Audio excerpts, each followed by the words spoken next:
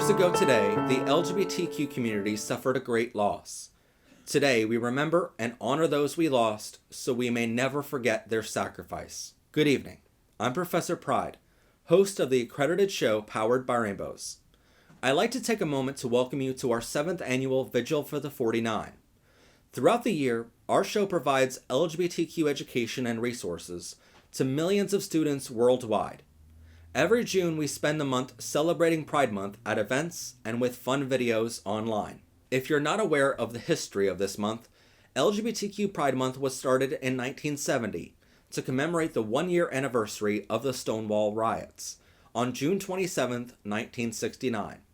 1 year later, the 4 co-creators of Pride, Craig Rodwell, Fred Sargent, Ellen Broidy, and Linda Rhodes, started the Gay Liberation Day celebration, which has now grown into the entire month, officially being recognized as Pride Month for LGBTQ people everywhere.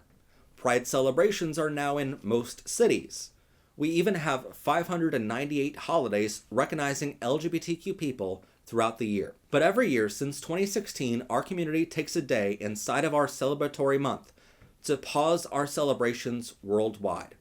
And tonight, for the 7th time in our show's history, I ask you to join me as we pause our celebration. Tonight, we honor the lives of all those we lost in our fight for equality, for basic human rights, for the decency of living freely, just as straight and cisgender people are able to do without question. Tonight, we honor the lives of all those beautiful souls taken from this earth too soon.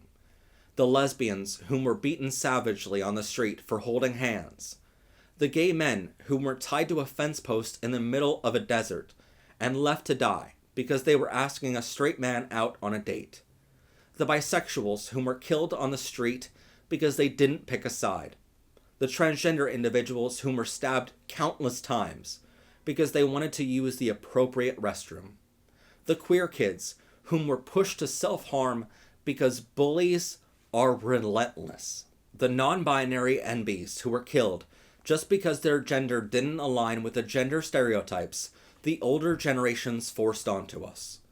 The intersex individuals who were beaten, and the asexuals who were pushed to depression because society kept forcing them to feel less than equal. The LGBTQ people taken from this life from HIV, AIDS, and related causes, because doctors and even presidents back in the day honestly thought that death was a worthy punishment for being LGBTQ. Tonight, most importantly, we honor the lives of the 49 innocent souls lost on June 12, 2016 at the Pulse Nightclub in Orlando, Florida. This evening, we will pause our celebration of Pride for exactly 49 minutes, and I hope that you join us for this evening's full broadcast. You will hear the story of what happened on this night in 2016. You will hear stories from the victims themselves, but you will also hear the chilling details of how hate crimes against LGBTQ people continue to this day. We don't share these details to frighten you, but instead to remind you of what we are fighting for, when we are fighting for equality in our legislation, in our workplaces, schools, and in our neighborhoods. We share these details to honor the victims of those crimes who were taken from this life too early, simply because of whom they love or what gender they are. On the evening of June 12, 2016, the Pulse Nightclub in Orlando, Florida, was getting ready for another thriving night at their gay nightclub. They were hosting a Latin night promotion event, so most of the patrons that night were Hispanic. The event was running smoothly and was nearing final call, but that night would be the Pulse Nightclub's final night in business and would shake not only the city of Orlando, but the whole world to its core. At around 2:05 a.m. Eastern Time, a 29-year-old man who will remain nameless in our broadcast here this evening entered the Pulse Nightclub, which had about 300 LGBTQ people already inside. He was carrying with him an AR-15 style assault rifle and a handgun. He exchanged fire with a Pulse Nightclub police officer at the entrance before gunning his way inside. At 2:09 a.m. Eastern Time, the Pulse Nightclub posted to its Facebook page, "Everyone, get out of Pulse and keep running." A 911 call made from inside the club shortly after the shooting began later revealed through its recording that the gunman was shooting while pledging allegiance to the leader of the Islamic State. With several LGBTQ patrons already murdered, additional officers arrived at the scene, and a secondary shooting spree began. It was now just 13 minutes into the attack, but it was later revealed that by 2:18 a.m. Eastern Time, the gunman was held up in the restrooms of the nightclub, and he took hostages into those restrooms with him. As the police in the front of the gunfight forced him back further into the building and into the restrooms, police further back were beginning to rescue people from the main nightclub space. It was later revealed by the police rescuers in the building at the time that there were so many people lying on the dance floor that they began demanding, "If you're alive, raise your hand." By 2:35 a.m., the gunman told police he had explosives in the building in order to keep them at a distance. This was later found to be untrue, but it kept the police further back during the gunfight. At 5 a.m. Eastern Time, 3 grueling hours into the mass shooting, the police chiefs made the ultimate decision to breach the back wall of the nightclub with explosives and storm the building with force.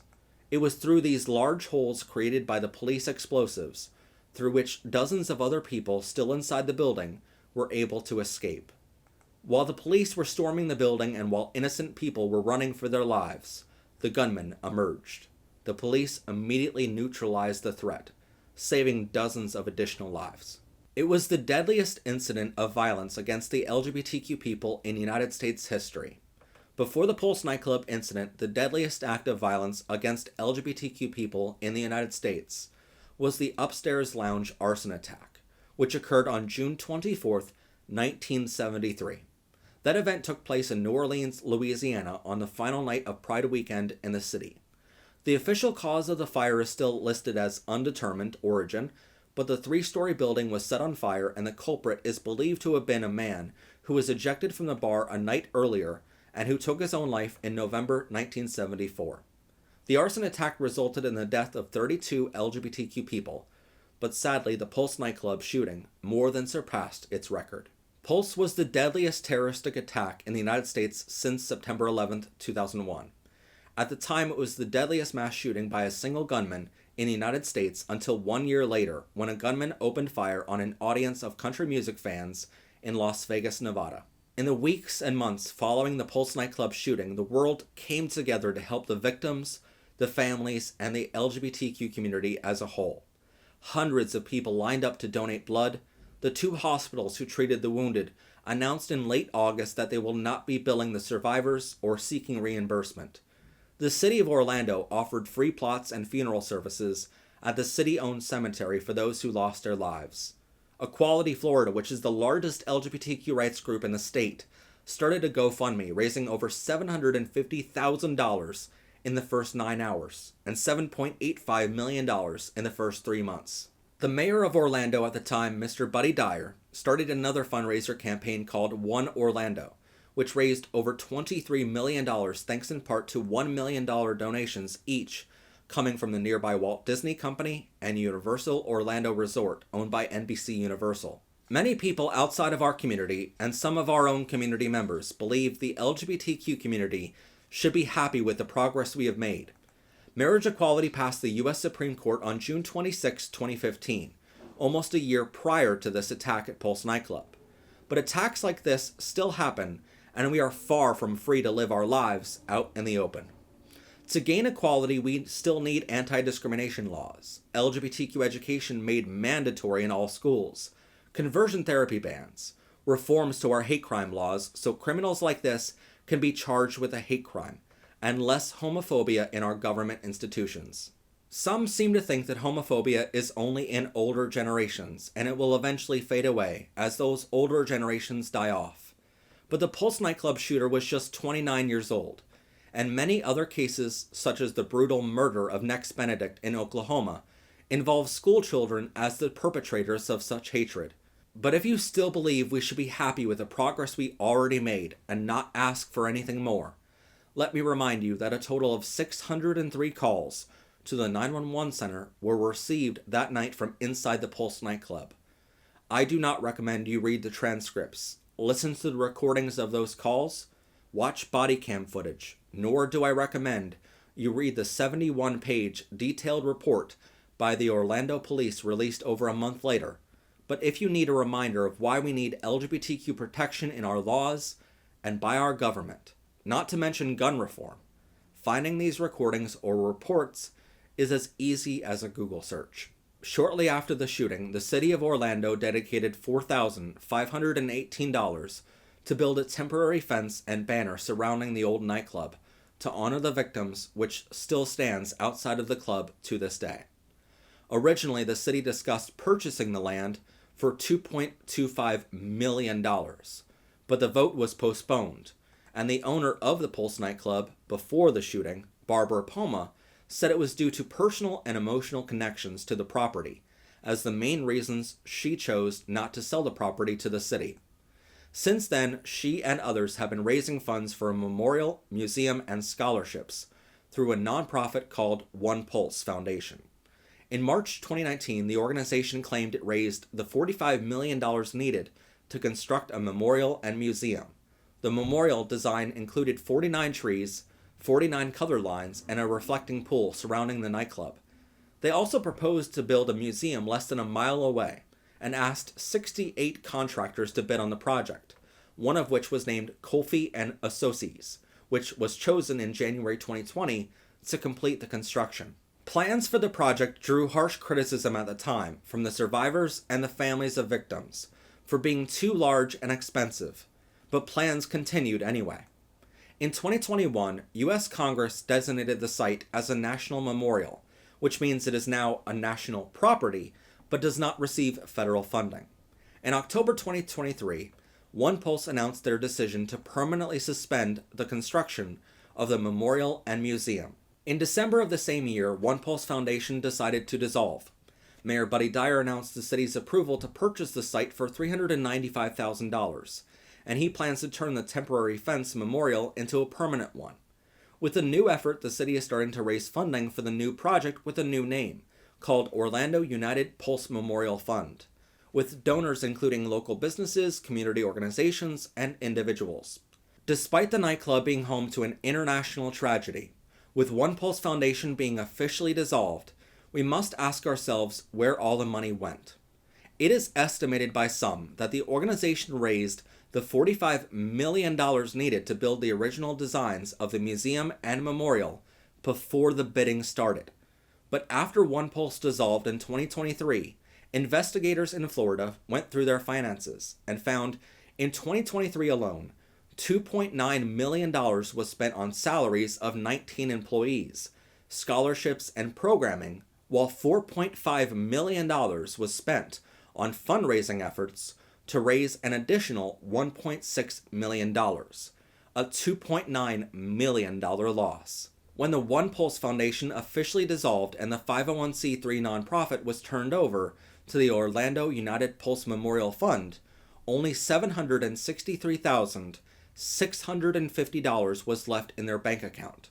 2 years later, it is still unclear where the rest of the money went, as many expenses were marked only as, quote, released from restriction, and many accounting auditors who worked on the audit still don't understand what that means. It is unclear if the nonprofit still has to pay back the $395,000 to the city of Orlando because the promised museum never materialized.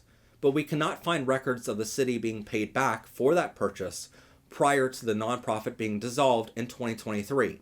Worst of all, the state of Florida has announced that they will not be auditing the final financials of the One Pulse Foundation. To this day, the Pulse Nightclub is surrounded by the original fence donated by the city of Orlando, which features a commemorative screen wrap with local artwork and serves as a memorial to the victims and survivors. But murals and memorials for the victims of those lost that day were set up across the country. One was set up at an organization called The Center, which is an Orlando LGBTQ advocacy organization. Another was set up outside of a gay bar in Muncie, Indiana, and yet another in Houston, Texas, as well as others. The reason we are noting these memorials to Pulse is because they have all since been defaced and vandalized by homophobic groups. The memorial outside of the center in Orlando is a mural, which has the logo for the Pulse nightclub painted in the center of it. In May of 2020, that logo section of the mural was vandalized by white supremacists from the Patriot Front. This is a group classified as the most active white nationalist hate group in the nation. In August of 2018, the memorial for the Pulse Nightclub outside of the gay bar in Muncie, Indiana, was defaced by vandals. And a few months later in 2018, the mural painted as a memorial for the Pulse in Houston, Texas, was defaced with vandals writing the words, "Stop your gay agenda," on top of the memorial. But even if there was such a thing as a gay agenda, our message would be filled with love and hope, because in the face of hatred, love will always, always win. In total, 49 LGBTQ people lost their lives that day, not including the deceased shooter. Autopsies of the victims were completed just 2 days after the attack, and their reports revealed many of those who died were shot in the front or side of their body from a short distance of less than 3 feet or 1 meter away. More than a third of them were shot in the head, and in total, the 49 victims had over 200 gunshot wounds. 57 more victims were either severely or minorly injured, including 3 Colombians, 2 Canadians, and 1 SWAT officer, whose Kevlar helmet was hit with a bullet. In total, they underwent 76 surgeries, and the last survivor was released from the hospital on September 6, 2016, almost 3 months after the attack. In the moments that follow, we will be showing you the 49 names of those who were killed during the Pulse Nightclub shooting on June 12, 2016. The 57 injured survivors have asked the media not to share their names for privacy and security reasons. As their names are shown, please pause with us to remember that a majority of these 49 were murdered in the first 13 minutes of the attack. Our broadcast here tonight has lasted longer so far than these victims had survived during the attack. 9 years ago today, the world paused to take a look at what true hatred looks like. It saw this violence on every news channel. Since then, the world has sadly watched, time and again, how the victims of this terroristic attack aren't treated as equals, as their memorials are defaced and vandalized by homophobic hate groups and individuals. The truth is, we can only celebrate this Pride Month because others gave their life and shed their blood so we can have the limited freedoms we're graced with in the United States and other countries around the world. But if there's one thing we can take away from such a horrible event, I believe their names should be 49 more reasons why we absolutely must keep fighting onward. 9 years after those 49 innocent people were brutally shot and murdered by an extremely homophobic and transphobic man, the Equality Act sits on the floor of the U.S. Senate, and Republicans and Democrats alike are refusing to vote in favor of the basic anti-discrimination and basic human decency it would offer to LGBTQ people across the country. Our lawmakers in the House and Senate refuse to pass any meaningful legislation to reform our gun laws, so criminals like this would have a harder time acquiring such weapons of mass devastation. Our lawmakers refuse to take a vote on conversion therapy bills to ban the practice of pushing children to depression and self-harm. They refuse to pass legislation forcing schools to teach positive LGBTQ education. My point is, while we celebrate this Pride Month, it is vital that we take one night to remember all those we lost in our fight to get where we are. It is vital we remember how far we have come in the past 50 years since the Stonewall riots. But it is vital that we also remember our lawmakers have stood by and watched as our community continues to suffer. So while we spend tonight in solace and remember the victims, tomorrow we must all band together and act, because without action, these victims will never get justice. And while they still do not have a memorial to remember their names in Orlando 9 years later, we will remember them here with an original song dedicated to the victims. This song is called June 12th, 2016 by Matt Haslam, and it's available now wherever you listen to music. All profits from this song in June of this year will go to the Trevor Project, providing life-saving free and confidential crisis intervention counseling to LGBTQ youth across the United States and Mexico. Please join us as we remember the victims' names.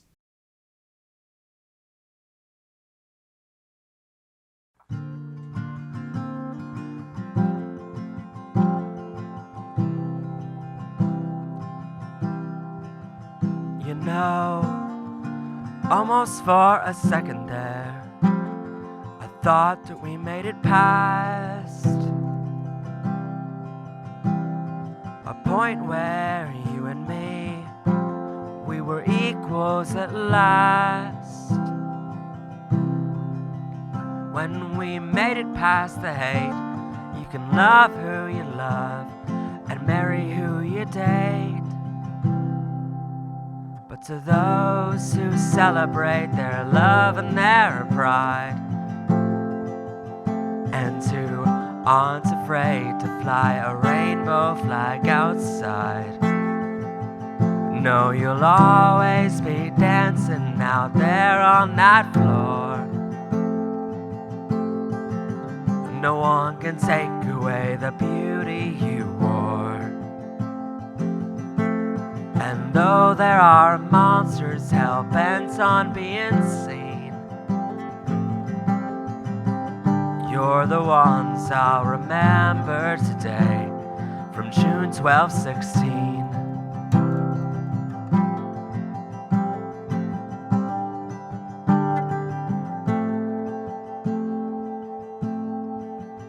You know, days like this make you think that our self-destruction must be close to the brink.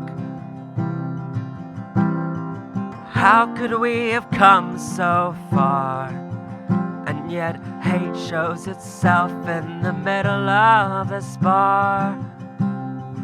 How can we get past the hate when you can love who you love and marry in all 50 states? But to those who celebrate their love and their pride,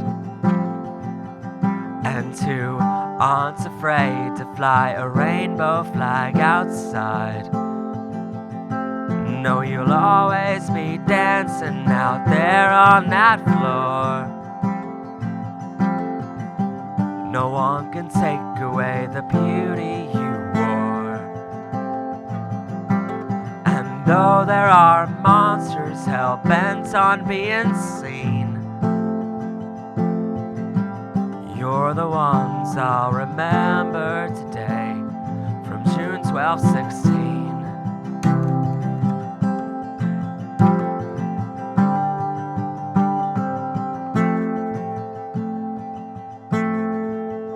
I hope monsters like him don't just make us afraid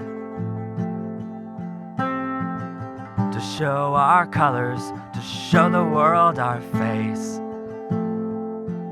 I hope heroes like you are what our kids aspire to, and because of you they'll know love is love, no matter who you say it to. But to those who celebrate their love and their pride,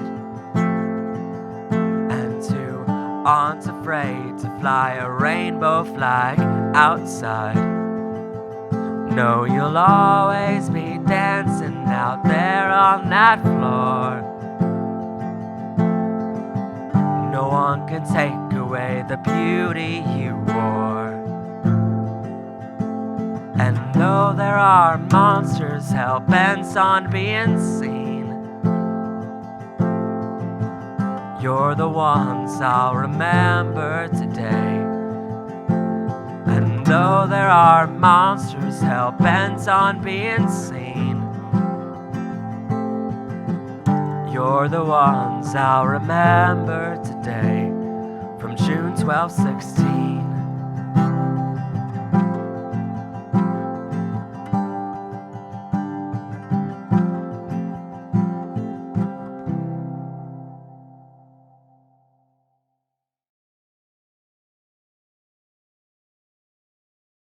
The stories of the people who were inside that club during the hostage ordeal, but somehow survived. Jeff Rodriguez, this photo taken just 30 minutes before the attack began to unfold. He was shot 3 times when the gunman stormed into a bathroom where he and so many were hiding. At least a dozen others, nearly the entire group huddling in the handicapped stall, trying to barricade that door as well. He sends a text message to his brother Santos, who talked to us today for the first time. Okay, first text was at 2:25 a.m. And he states here, it says, I've been shot at a club. I'm dying. I love you. Dead bodies on top of me. Tell everyone I love them. He tells his brother to tell mom and dad I love them. But the text messages are so horrific, his brother thinks he's kidding until he goes online. And my heart just literally, it just, like, it was broken. I was just like, my gosh, he was reaching out to me, and I thought it was a joke this whole time. He wakes up their parents. He says, no, it can't be, and it's real. And then he just started, crying, and we all did. All of them crying, unsure if their son would survive. One of his last text messages included this image from inside the bathroom. Tonight, we have blurred out the faces. Not everyone would survive, but their loved one would find himself in the midst of all of that horror in the bathroom. Some of the people in the bathroom did not survive. And he was in there with them? Yes, he was. He was there. Some of them were actually hiding underneath the dead bodies, and pretty much it was a survival game. And tonight, this new image of Jeff, now lying in his hospital bed, after somehow surviving that scene in the bathroom, after a friend held pressure to his wounds to stop the bleeding. Have you talked to your brother? He has tubes in his mouth. He knows that you're there. He can hear you, but he can't say anything to you. Like he'll say, like, he'll mimic it, like he'll try to say I love you, spelling out I love you with his hands. We also met Malcolm Barraza. Seen in this video, he was one of the survivors who got out of the club and yet still stayed to help the other victims, even as the gunshots continued. You can see him, his hat on backwards, helping to put victims into any vehicle they could find when there were no ambulances in sight. They were putting victims into this pickup truck. His eyes were they were rolling to the back of his head, and he was with, there was about 4 or 5 of us carrying him, and one girl, she just started crying. She said, I can't do this, I can't do this, I can't do this. And she put him down and she collapsed and started crying, and I don't know, my natural instinct was to, yell at everybody, give them energy, come on, we have to do this, we have to pick him up, let's go, pick him up. And I'm looking at them, screaming at them to get this guy to a truck, because I know that in those instances, seconds matter. And today, Malcolm told me he is still horrified by how one person can inflict so much harm. How a person can do that to someone they don't know. They don't know anything about you, and you just walk into a building and you just go, and you change people's lives, so much, and it's unreal. It's unreal. So, Louis, this is the morning after. Tell me how it is for you the morning after. It's still shocking.